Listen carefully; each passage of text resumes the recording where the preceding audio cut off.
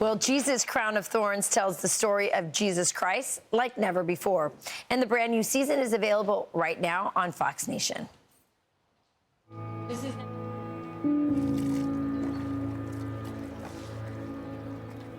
What's next, teacher?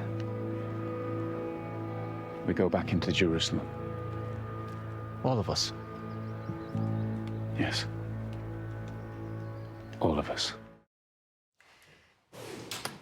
Alistair Hawke plays John the Apostle, and he joins us now. Alistair, so great to have you on, and this series is amazing. And I guess my question to you is, you know, these are big shoes to fill doing this role. This is the most beloved apostle. He was the only one who didn't leave Jesus at the end.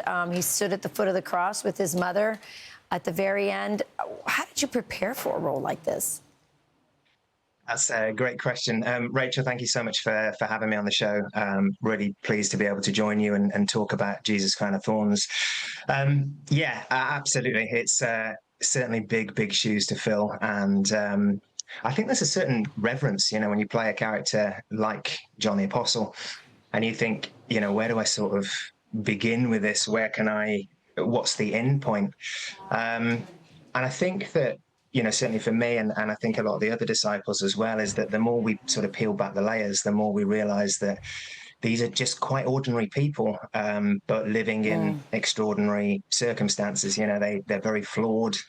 And I think what makes that reverence and what creates that reverence is just their obedience, their faithfulness, and their consistency to the task at hand. And that's really was my point in, and that's what I checked into to humbly step into the shoes of John.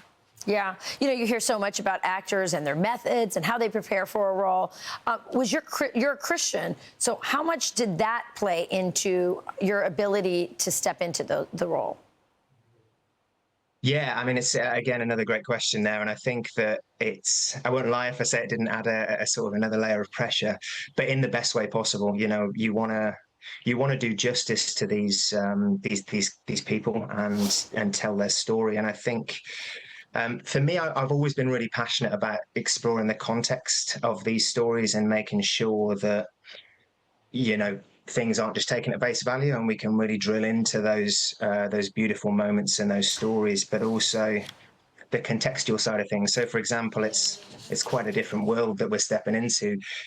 Not everybody has a Bible, you know, that you can pick out and check and all these sorts of things. And I think that connects in with the very human side of the disciples, because certainly Jesus wasn't the first person to come to claim to be the Messiah, and we've got these overarching Romans and the Jewish Sanhedrin who kind of pose an opposition to that. It's a threat to their way of life. But then on the other hand, you've kind of got the fact that particularly from the Sanhedrin, their nature hinges on the fact that there's a promised Messiah coming to do all the things that Jesus promised. So, yeah.